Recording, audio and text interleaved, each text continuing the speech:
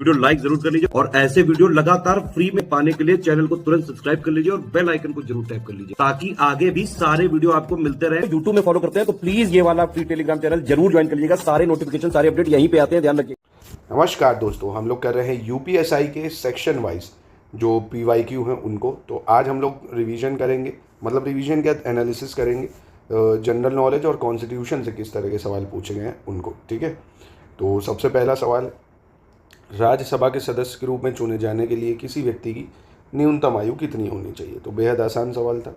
राज्यसभा के लिए आपको पता है 30 साल होनी चाहिए, लोकसभा के लिए 25 साल होनी चाहिए, पंचायत वगैरह में इलेक्ट होना है तो आपको पंचायत वगैरह के लिए 21 साल होना चाहिए, प्रेसिडेंट वगैरह बनना है तो आपको उम्र 35 साल होनी चाहिए। ठीक है, तो ये चीज़ें थी, है ना। तो ये याद रखना, राष्ट्रपति के लिए 35, लोकसभा के लिए 25, राज्यसभा 30, पंचायत नगर निगम के लिए 21। फिर कह रहा कंप्यूटर शब्दावली में 1 गीगाबाइट किसके समान होता है।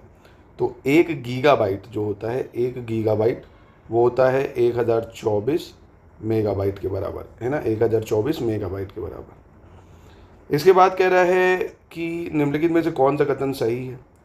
कूट लेखन अनुवाद के लिए, स्टेगोग्राफी श्रुत लेखन के लिए, यानी कह रहा है क्रिप्टोग्राफी ट्रांसलेशन के लिए यूज़ होती है और जो स्टेगनोग्राफी है वो डिक्टेशन के लिए। तीसरा कह रहा है क्रिप्टोग्राफी यूज़ होती है संदेश सामग्री के आवरण के लिए और स्टेगोग्राफी श्रुत लेख के लिए। अगला कह रहा है कूट लेखन संदेश सामग्री के आवरण के लिए और स्टेगोग्राफी स्वयं संदेश के अस्तित्व को छुपाने के लिए। तो ये कंप्यूटर का सवाल है, तीसरा वाला ऑप्शन ठीक हो जाएगा कि क्रिप्टोग्राफी यूज़ होती है is for masking message content और स्टेगनोग्राफी यूज़ होती है is for hiding existence of message itself, है ना, अपने ही मैसेज छुपाने के लिए। कह रहा है central zoo authority of India was created in the year, Bharat का केंद्रीय चिड़ियाघर प्राधिकरण की स्थापना कब हुई थी। तो सेंट्रल जू अथॉरिटी की स्थापना हुई थी 1992 में, 1992। अगला कह रहा है the officer in charge of police station has a duty to record every information given orally to him and prepare FIR as per section, यानी CRPC की कौन सी धारा के अनुसार एक थाने के प्रभारी अधिकारी का कर्तव्य मौखिक रूप से दी गई प्रत्येक जानकारी का रिकॉर्ड रखना तथा FIR तैयार करना है।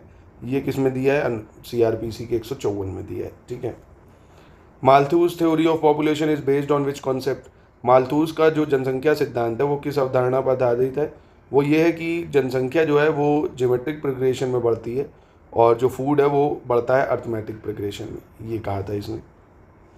अगला कह रहा है राष्ट्रीय सुरक्षा अधिनियम के तहत गठित सलाहकार बोर्ड द्वारा अपनाई जाने वाली प्रक्रिया अधिनियम की धारा किस में पाई जाती है।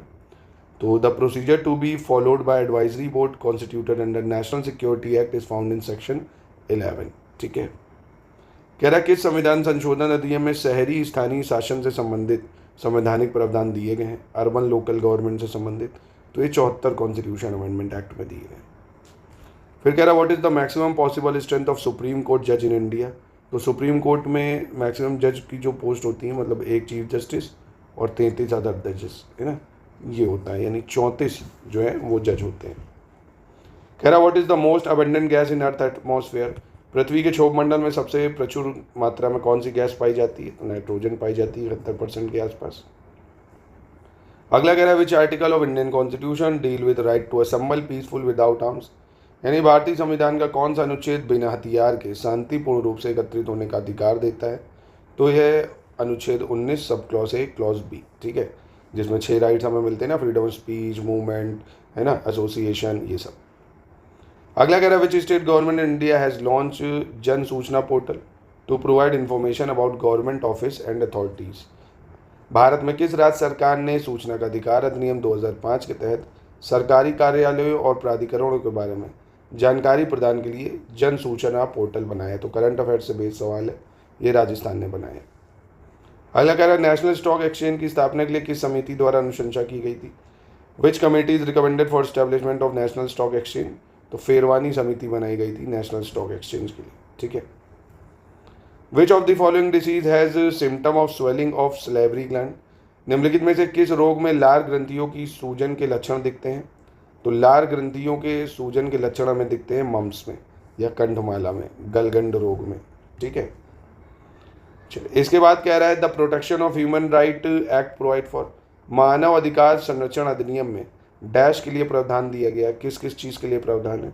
एक तो नेशनल ह्यूमन राइट कमीशन के लिए है, स्टेट ह्यूमन राइट कमीशन के लिए और ह्यूमन राइट कोर्ट के लिए। डिस्ट्रिक्ट वाला कोई उसमें मामला नहीं है, ठीक है। अगला कह रहा है that the legislature does not enjoy power to amend part 3 of constitution to take away और अब्रिज फंडामेंटल राइट। मतलब किस मामले में बोला था सर्वोच्च न्यायालय ने कि विधायिका के पास मौलिक अधिकारों को समाप्त करने की शक्ति सीमित है। तो ये गोलकनाथ केस में आया था, Golaknath versus state of Punjab case में, ठीक है। फिर कह रहा है भारतीय संविधान के किस अनुच्छेद के तहत भारत के सर्वोच्च न्यायालय की स्थापना होती है? तो supreme court of India article 124 में दिया हुआ है, ठीक है। फिर कह रहा है is a type of cyber crime attack where a computer system और network is infected with a computer virus. जैसे मेलवेयर अटैक, ये एक साइबर अपराध है ना, जहाँ कंप्यूटर सिस्टम या नेटवर्क कंप्यूटर वायरस से संक्रमित होता है, एक वायरस डाल दिया जाता है इसमें। फिर कह रहा है जैद फसल जो है वो कब लगाते हैं हम? तो जैद फसल आपको पता, खीरा, ककड़ी, तरबूज ये सब होती है जो गर्मियों में लगाई जाती है। फिर कह रहा है the amount arrived after adding income under 5 heads of income is termed as, यानी आय के 5 मदों के तहत दी गई आय को जोड़ने के बाद जो राशि प्राप्त होती है उसको हम क्या कहते हैं? Gross total income. क्या कहते हैं? Gross total income. अगला कह रहा है which article of Indian constitution deal with manner of election of president. राष्ट्रपति के चुनाव की प्रक्रिया किस अनुच्छेद में दी हुई है? काफ़ी महत्वपूर्ण आर्टिकल होते हैं ये। तो manner of election of president article 55 में दिया हुआ है, ठीक है। इसके बाद कह रहा है who among the following handle proposal from NRI and export oriented unit application relating to equity issue, यानी निम्नलिखित में से कौन एनआरआई और निर्यात उन्मुख इकाइयों के प्रस्तावों, पंजीगत वस्तुओं उपकरणों के आयात के लिए इक्विटी मुद्दों से संबंधित प्रार्थना पत्र वगैरह देखते हैं? तो ये देखता है department of industrial policy and promotion, department of industrial policy and promotion. फिर कह रहा है who is vested with power in assessing and determining the market value of land acquire under the right to fair compensation and transport, यानी भूमि अधिग्रहण, पुनर्वास और पुनर्स्थापना अधिनियम 2013 में उचित मुआवजा और पारदर्शिता के अधिकार के तहत अधिग्रहित भूमि के बाजार मूल्य का आकलन कौन करता है? तो डिस्ट्रिक्ट कलेक्टर करता है ये, ठीक है, जिलाधिकारी। कह रहा है which of the following is a folk dance of Uttar Pradesh, इनमें से कौन उत्तर प्रदेश का फोक डांस है या लोक नृत्य है? तो चारकुला लोक नृत्य है। कौन सा है? चारकुला लोक नृत्य, जो ब्रज क्षेत्र में होता है ज़्यादातर। South Asia women in energy platform was launch by, south Asia women in energy मंच को किसने शुरू करा है? तो ये करा है United state agency for international development. Current affairs का सवाल है। कह रहे the free and compulsory education of fundamental right for all children for 6 to 14 year group, ये कब बैच करा गया था? तो देखिए ये 86 कॉन्स्टिट्यूशन अमेंडमेंट एक्ट आया था 2002 में, उसके द्वारा इसको ऐड करा गया था कि 6 से 14 साल के बच्चों को क्या मिलेगी? मुफ्त शिक्षा मिलेगी। ये फंडामेंटल राइट भी है, फंडामेंटल ड्यूटी में भी इसको ऐड करा गया था 11वीं।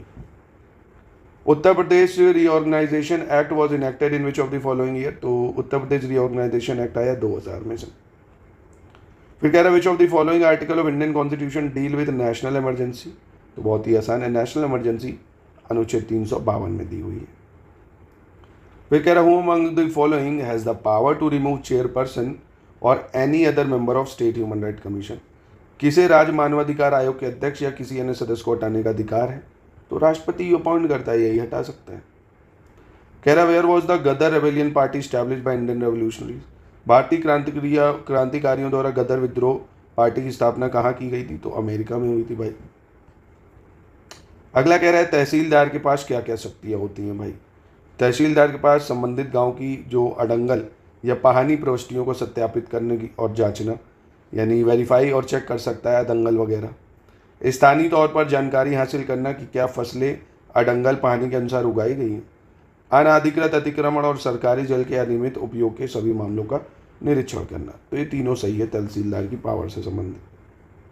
अगला कह रहा है which of the following area is called ring of fire due to the existence of active volcano? तो रिंग ऑफ फायर आपने सुना होगा, इधर पैसिफिक ओशन में पूरा ये वॉल्केनो और यहाँ पे बहुत अर्थक्वेक भी आते हैं। तो रिंग ऑफ पैसिफिक फायर जो है रिंग है ना पैसिफिक ओशन में। अगला कह रहे हैं what is the centre of reflecting surface of spherical mirror? गोलाकार दर्पण की परावर्तक सतह के केंद्र को क्या कहते हैं? तो इसको पोल कहा जाता है। क्या कहा जाता है? पोल, जो परावर्तक सतह होती है ये, ठीक है, पोल कहते हैं इसको। फिर कह रहा है when was convention and biological weapon enter into force? जैविक हथियारों पर समझौता किस वर्ष लागू हुआ था? तो जैविक हथियारों पर समझौता लागू हुआ था 1975 में, 1975 में। अगला कह रहा है who appoint the chairman and other member of state public service commission. कौन अपॉइंट करता है चेयरमैन और state public service commission member को? तो गवर्नर करता है राज्य का, ठीक है। अगला कह रहा है हरियर और बूका भाइयों ने किस वर्ष विजयनगर साम्राज्य की स्थापना की थी? तो हरियर और बूका भाइयों ने विजयनगर साम्राज्य स्थापित करा 1336 में, ठीक है। फिर कह रहा है which of the following is supreme in India. इनमें से भारत में सर्वोच्च कौन है भाई? तो सर्वोच्च तो संविधान ही होगा ना सबसे ज़्यादा। अगला कह रहा है 97 constitution amendment act 2011 added which directive principle in Indian society, मतलब इंडियन कॉन्स्टिट्यूशन। तो 97 constitution amendment act 2011 to part 9B भी ऐड हुआ था, जो कि कोऑपरेटिव सोसाइटी या सहकारी समिति से संबंधित है, ठीक है। और 43B आर्टिकल DPSP में डाल दिया गया था कोऑपरेटिव सोसाइटी के लिए, ठीक है। अगला कह रहा है मोटर वाहन संशोधन अधिनियम 2019 के तहत नए यातायात नियम के अनुसार किशोरों द्वारा किए गए उल्लंघनों के लिए जुर्माना राशि क्या है? तो कोई भी किशोर अगर कुछ करता है तो उसके लिए 25,000 की जुर्माना राशि है, काफ़ी ज़्यादा रखी गई है। चलिए अंतिम सवाल, which among the following is a term used in the preamble of Indian constitution means absence of special privileges. यानी भारतीय संविधान की प्रस्तावना में प्रयुक्त निम्नलिखित में से किस शब्द पद का अर्थ विशेषाधिकार का अभाव है? तो यह है इक्वालिटी, है ना। इक्वालिटी का मतलब क्या है भाई? किसी भी तरह की प्रिविलेज ना देना, इसी को तो इक्वालिटी बोला जाएगा ना, है ना। इक्वल ट्रीटमेंट, लॉ के टर्म में सभी इक्वल है, चाहे सलमान खान हो चाहे मैं हूँ, है ना। तो इक्वालिटी मिलेगी यहाँ पे, ठीक है। तो ये था सेक्शन वाइज जो हम लोग देख रहे हैं। हिंदी का मैंने आपको कराया कल, आज मैंने आपको कॉन्स्टिट्यूशन और जीएस का कराया। ऐसा ही आपको हम पूरे जितने भी पिछले वर्षों में पूछे गए सारे हिंदी, जीएस, मैथ्स, रीजनिंग सब आपको मिलेगा डे बाय डे। और आप यूपीएसआई की संपूर्ण तैयारी हमारे ज्ञान सर एजुकेशन ऐप पे कर सकते हैं। बहुत ही कम प्राइसेस में ये आपको कराया जाएगा, पूरे नोट्स मिलेंगे जितने एग्ज़ाम के लिए ज़रूरी हैं, सिर्फ वो नोट्स, एक्सक्लूसिव वीडियोस, चाहे मैथ्स के हों, रीजनिंग के हों, हिंदी के हों, जीएस के हों, और साथ में आपकी प्रैक्टिस के लिए 25-30 टेस्ट भी हम करवाएंगे।